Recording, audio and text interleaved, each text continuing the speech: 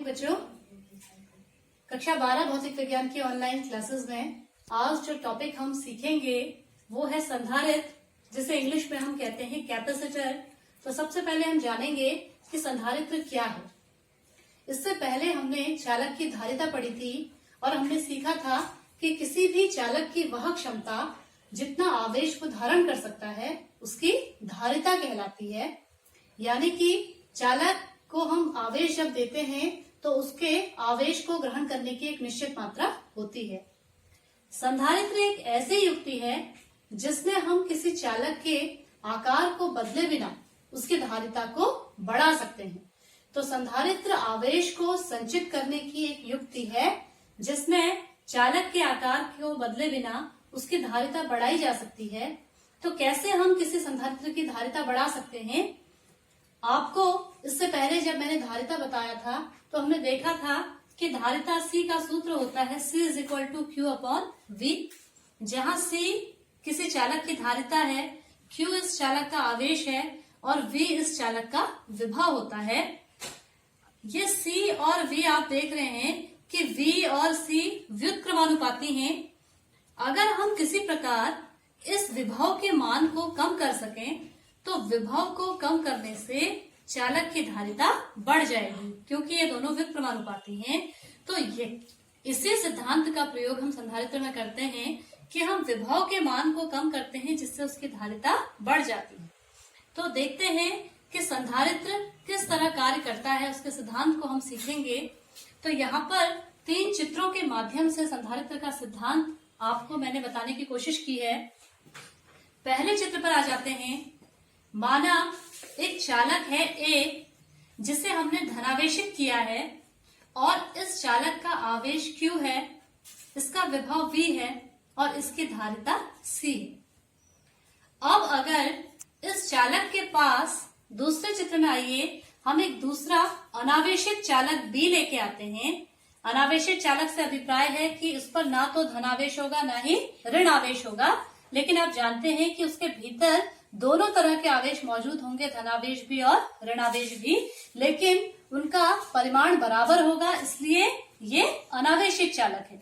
लेकिन जब हम इस अनावेशित चालक B को चालक A के समीप लेके आते हैं तो प्रेरण के कारण चालक B का जो ऋणावेश है वो इस A चालक के धनावेश से आकर्षित होकर इस प्लेट के लेफ्ट साइड को शिफ्ट हो जाता है, जबकि इसका जो धनावेश है वो इस धनावेश से प्रतिकर्षित होकर राइट साइड को शिफ्ट हो जाता है।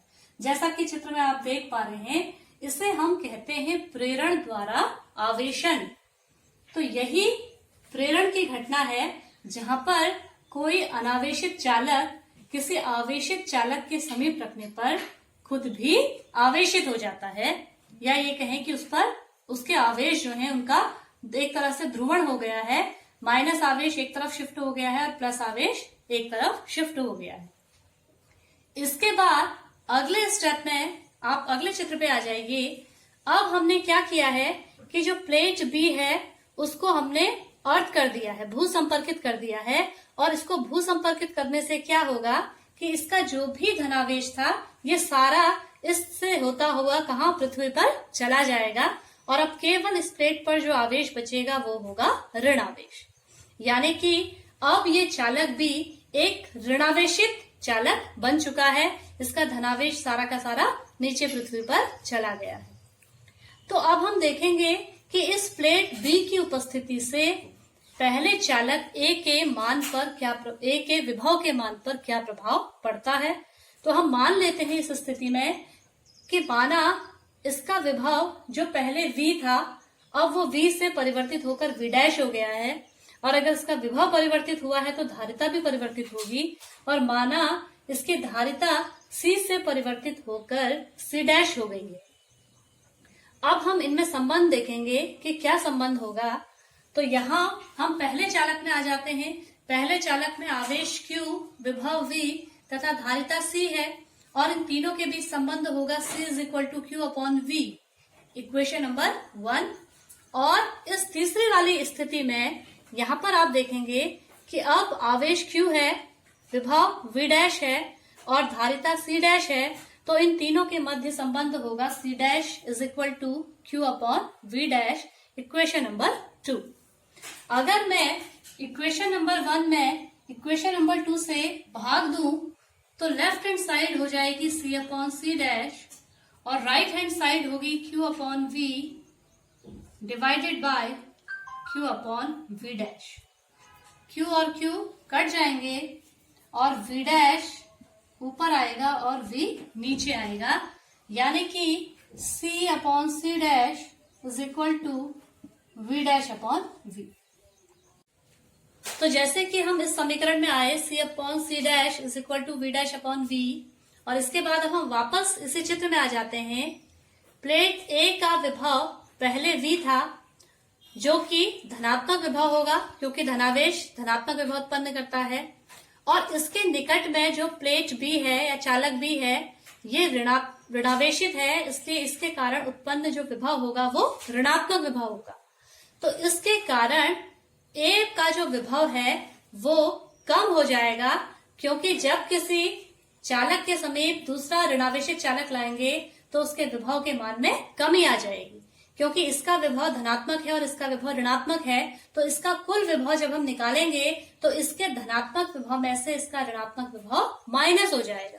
इसे आप इस तरह से समझ सकते हैं कि अगर माना प्लेट A का विभव अगर 8 वोल्ट है और इसका विभव अगर -6 वोल्ट है, तो जिस समय इसका हम कुल विभव ज्ञात करेंगे तो वो होगा 8 वोल्ट ऋण 6 वोल्ट यानी कि 2 वोल्ट।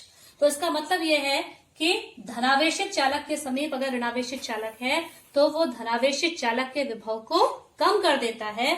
इसका मतलब ये होगा कि v dash is less than v से छोटा है, और अगर v डैश v से छोटा है तो इस समीकरण के अनुसार c is less than c dash, या दूसरे शब्दों में हम कहें c dash is greater than c। इसका मतलब ये है कि चालक की नई धारिता चालक की पहले की धारिता से ज्यादा होगी। तो यही संधारित्र का सिद्धांत है कि संधारित्र में किसी भी चालक के समीप एक दूसरा चालक रखने पर प्रेरण के कारण उसमें ऋणावेश और धनावेश दोनों अलग अलग डायरेक्शन में शिफ्ट हो जाते हैं, और जिसके कारण प्लेट A का विभव कम हो जाता है। और अगर हम दूसरे चालक के भूसंपर्कित अगर हम दूसरे चालक को कर दें तो उसके कारण उसका विभव और कम हो जाता है, जिसके कारण चालक की धारिता बढ़ जाती है। तो यही संधारित्र का सिद्धांत है। जैसे अभी आपने संधारित्र की रचना और कार्यविधि पढ़ी, और अब हम प्रैक्टिकली उसे देखेंगे कि संधारित्र की संरचना कैसी होती है, किस तरह का संधारित्र दिखता है।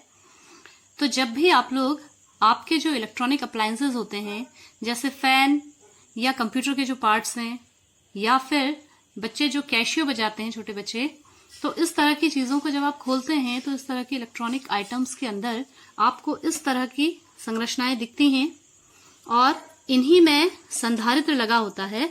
तो यहाँ पर जैसे मैं आपको दिखा रही हूँ, ये आप देखेंगे ये 2 सिलेंड्रिकल शेप की जो आकृतियां हैं यही संधारित्र हैं, और इनमें इनकी जो धारिता है वो अंकित होती है। जैसे आप देख रहे होंगे यहाँ पर ये एक संधारित्र है जिसकी धारिता है 220 माइक्रोफैरड, ये संधारित्र की धारिता है। तो यही संधारित्र हैं। और संधारित्र की रचना को देखने के बाद अब हम इसका प्रतीक देखेंगे कि कैसे हम इसको सिंबलाइज करते हैं। तो यहाँ पर आपको 2 चित्र दिखाई दे रहे हैं। जो ये पहला वाला फिगर है ये नियत धारिता संधारित्र को व्यक्त करता है, यानी कि ऐसा संधारित्र जिसकी धारिता फिक्स है, और ये परिवर्ती धारिता संधारित्र को व्यक्त करता है, यानी कि ऐसा संधारित्र जिसकी धारिता परिवर्तित होती है। तो यही संधारित्र का संकेत है।